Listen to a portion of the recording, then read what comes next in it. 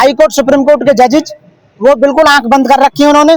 आपने देखा होगा सेंगर को अभी बेल दी गई है, जो कि बहुत गलत है। ये आधी से ज्यादा सजा काटने पर स्टेट गवर्नमेंट को पावर है कि वो उसे एग्जाम्प्ट कर सकता है, बाकी की सजा को छोड़ सकता है। लेकिन ऐसे व्यक्ति को जो समाज में गलत मैसेज दे रहा है उसको बिल्कुल नहीं छोड़ना चाहिए।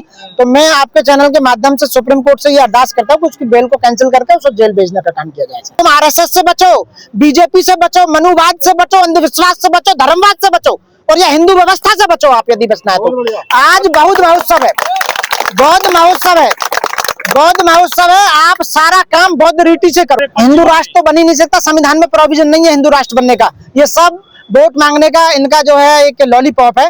पहले राम के नाम पर वोट मांगी, अब हिंदू राष्ट्र के नाम पर वोट मांगेंगे। साथियों, बाबा साहब अम्बेडकर ने 25 दिसंबर को मनुस्मृति दहन किया था।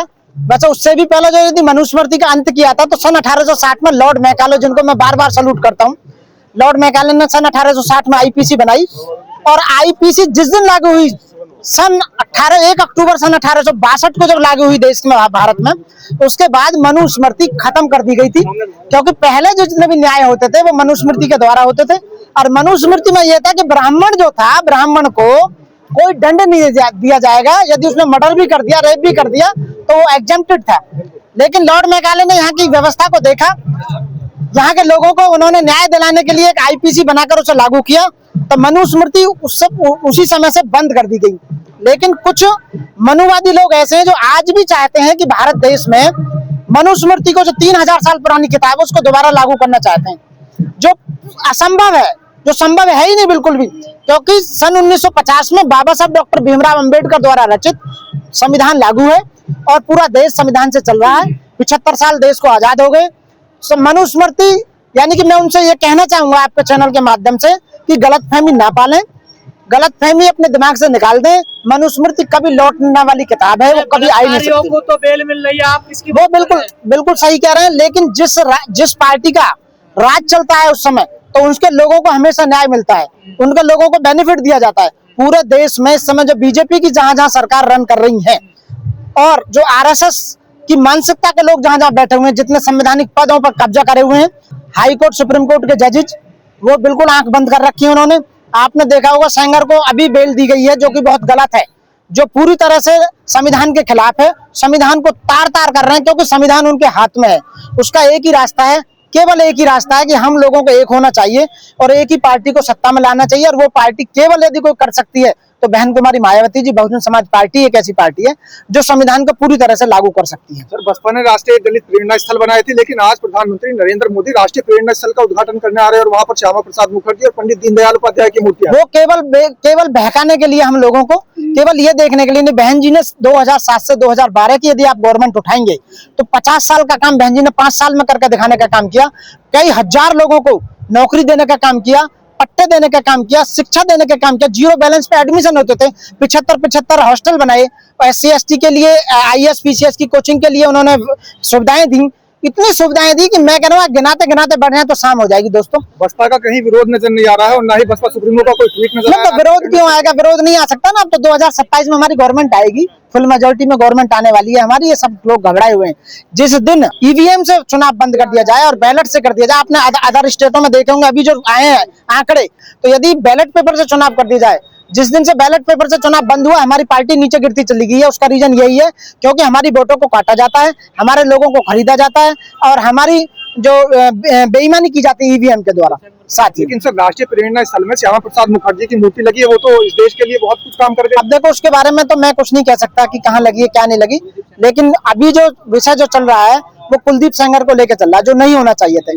इन्होंने एक गलत मैसेज दिया है समाज को। हमारी बहन बेटियां सेफ नहीं है। 615 करोड़ रुपए जो वर्मा था, justice Verma Delhi high court का, जिसके घर में आग लगी थी पैसा को लेकर और उसका ट्रांसफर कर दिया गया मात्र, वो क्या था?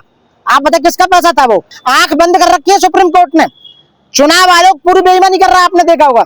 लोग राय दिन मर्डर कर रहे हैं, लूट कर रहे हैं, रेप कर रहे हैं, फिर भी बेल मिल रही है। जो साइंटिस्ट हैं, जो हमारे उन्हें तो जेल भेजा जा रहा है, वानचुंग जी जो हैं, और इन्हें बेल दे दी गई। आजीवन कारावास की जो सजा काट रहे थे जिन्हें दी गई, उन्हें बेल दी गई। तो ये मैसेज जो गया है वो गलत गया है। लेकिन 15 लाख का मुचलका पाबंद कर तो दिया।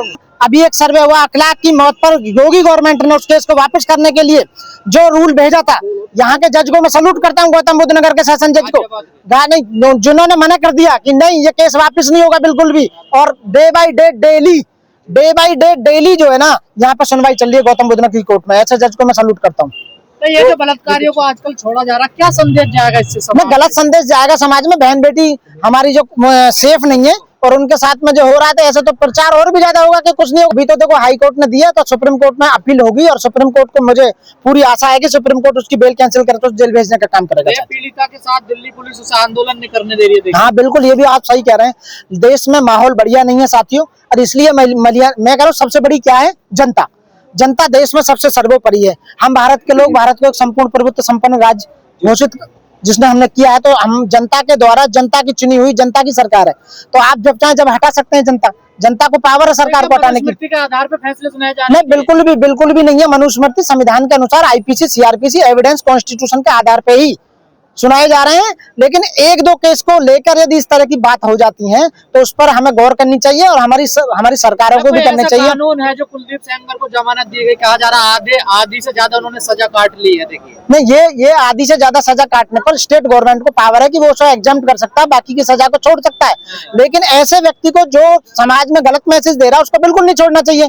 तो मैं आपके चैनल के माध्यम से सुप्रीम कोर्ट से ये अरदास करता हूँ कि उसकी बेल को कैंसिल करके उसे जेल भेजने का काम किया जाए। मेरे पढ़ा लिखे होने का कोई फायदा नहीं यदि मैं अपने पढ़े लिखे या अपने समाज को पढ़े लिखे होने के बाद भी अंधविश्वास और मनुवाद से बाहर नहीं निकाल पाया अपने समाज को, तो मेरा पढ़ा लिखे होने का कोई फायदा नहीं। मुझे बाबा साहब ने जो पढ़ने का अधिकार दिया, उसका मुझे जीरो हो जाएगा यदि मैं लोगों को समझाने का काम नहीं किया। हमारा जो संविधान में लिखा हुआ है, जो हमारा मौलिक कर्तव्य है, वो भी ये कहता है कि हमें साइंटिफिक बेस पर ऊपर पहुंचकर अपने लोगों को अंधविश्वास और मनुवाद से बाहर निकालना होगा। तो मैं आपके चैनल के माध्यम से मैसेज देना चाहूंगा हमारे पढ़े लिखे लोगों के लिए, अपने वकीलों के लिए, अपने ग्रेजुएट बच्चों के लिए, वो ज्यादा से ज्यादा डोर टू डोर जाएं, गाँव में जाएं, आप लोगों के चैनल के माध्यम से लोगों को समझाने का काम करें, और ये बताएं कि पूजा पाठ में कुछ नहीं रखा, मंदिर में जाने से कुछ नहीं रखा। आपको विद्यालय में जाना होगा, यूनिवर्सिटी में जाना होगा, साइंस में जाना होगा, डॉक्टरेट में जाना होगा, जिससे देश का उद्धार होगा साथियों। मनुस्मृति पढ़ने से कुछ नहीं होने वाला साथियों। लेकिन दलित देश में मारा जा रहा है, बांग्लादेश में मारा जा रहा है, कहीं सुरक्षित नहीं है दलित। तो वो सुरक्षित तब होगा जब आप अपनी सरकार बनाएंगे। जिस दिन आपकी सरकार होगी, जब हमारी बहन कुमारी मायावती जी की सरकार थी सूबे में, कोई मंजाला आपको आपके खिलाफ को कुछ भी कर जाए, कुछ नहीं होता था। इसलिए सत्ता में आना बहुत जरूरी है, और राज वही करता है, और धर्म भी उसी का होता है। शासक का धर्म होता है, शासक का ही राज करता है। तो इसलिए शासक बनो, शासक बनना बहुत जरूरी है। तो मैं ये कहना चाहूंगा कि हमें एक होना चाहिए और एक ही पार्टी को वोट करना चाहिए, हमें बटना नहीं चाहिए। वो कहते हैं बटोगे तो कटोगे, मैं अपने लोगों से कह रहा हूँ यदि तुम बटोगे तो तुम्हें ये बीजेपी आरएसएस से बचो, बीजेपी से बचो, मनुवाद से बचो, अंधविश्वास से बचो, धर्मवाद से बचो, और ये हिंदू व्यवस्था से बचो। आप यदि बचना है तो आज बौद्ध महोत्सव है, बौद्ध महोत्सव है। आप सारा काम बौद्ध रीति से करो। हमें भगवान बुद्ध पहले रास्ता बता के गए। हमें जो बौद्ध धर्म है वो साइंटिफिक बेस पर आधारित है। वो मानव को मानव समझता है, एक समान समझता है, भाईचारा, बंधुता, भाईचारा, एकता। इसलिए हमें बहुत अच्छा लगता है बौद्ध धर्म। हिंदू राष्ट्र बनेगा, बाबा गए बहुत सारे। हिंदू राष्ट्र तो बन ही नहीं सकता, संविधान में प्रोविजन नहीं है हिंदू राष्ट्र बनने का। ये सब वोट मांगने का इनका जो है एक लॉलीपॉप है। पहले राम के नाम पर वोट मांगी, अब हिंदू राष्ट्र के नाम पर वोट मांगेंगे। हिंदुओं में 4 वर्ण है, एक तो ब्राह्मण, क्षत्रिय और वैश्य और शूद्र। शूद्रों पर जो अत्याचार कर रहे हैं, फिजिकली मेंटली उनकी बहन बेटियों के साथ में रेप हो रहा, लूट हो रहा, मर्डर हो रहा, कौन कर रहा है? हिंदू ही तो हिंदू पर राज कर रहा है। जो परेशान कर रहा है, हिंदू ऊपर वाले, सो कॉल्ड हिंदू कहने वाले, वही तो नीचे वालों को मार रहे हैं।